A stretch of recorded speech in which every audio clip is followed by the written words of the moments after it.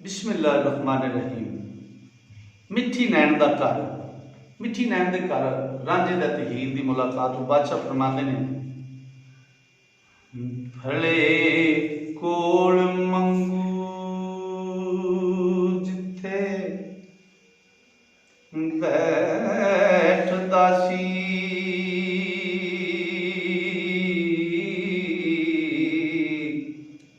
उथे कोल है सी कर नाइया,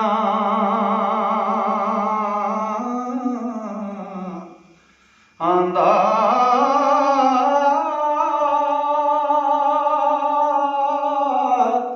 मिठी नैन करां दी खसमनी सी।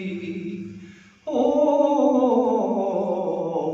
ते नाई कम कर दे फिरन साईयां दा,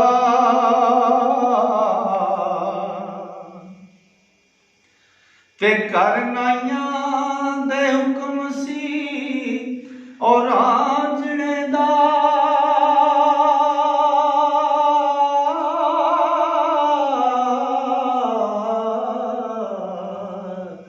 जिवें सौरे कदम जवाइयां आंदा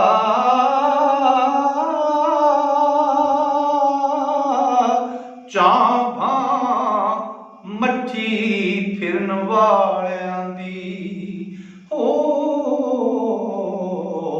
ते बारा खुलदा लेफ तलाइयां दा,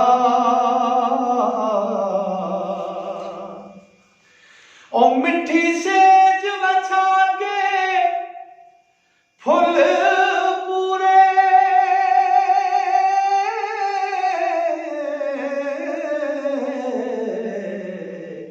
उत्ते आमदा कदम खुदाइयां आंदा,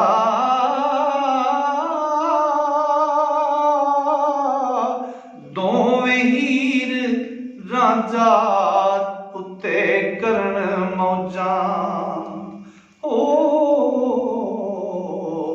ते खड़ियां खान मज्जी सिर साईयां दा,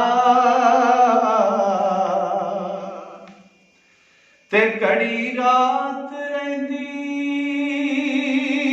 कर हीर जाए, रांझा वग छेड़े मज्जी गाइयां दा, वारस अपने कार विच जा रुझण, बूआ फेर ना वेखदे नाइयां दा। फले कोल मंगू जिथे बैठदा सी, उथे कोल ऐसी घर नाइयां दा। मिठी नैन घरां दी खसमनी सी, नाई कम करदे फिरन साईयां दा। घर नाइयां दे हुक्म सी रांझणे दा, जे आ सौहरे कदम जवाइयां दा। चां भां मट्ठी फिरन वालियां दी, जारा खुलदा लेफ तलाइयां दा। मिठी सेज विछा के फुल पूरी, उत्ते आमदा कदम खुदाइयां दा। दोवें हीर रांझा उत्ते करन मौजां, खड़ियां खान मंजी सिर साइयां दा। घड़ी रात रहिंदी घर हीर जाए, रांझा वग छेड़े मज्जी गाइयां दा, वारस अपने कार विच जा रुझण, बूआ फेर ना वेखदे नाइयां दा। दोस्तों, हजूर वारिस शाह दा मुकम्मल कलाम मैं तुहाडी नज़र कर रहा। तो जेडे दोस्त हजूर वारिस शाह के कलाम नूं मुहब्बत नाल पढ़ना सुनना या सीखना चाहते हैं, वो इस चैनल को सबसक्राइब करके टल्ली ते वीडियो नंप लिया जे, ताकि मुकम्मल कलाम तुहाडे तक पहुँच सके। अस्सलाम वालेकुम।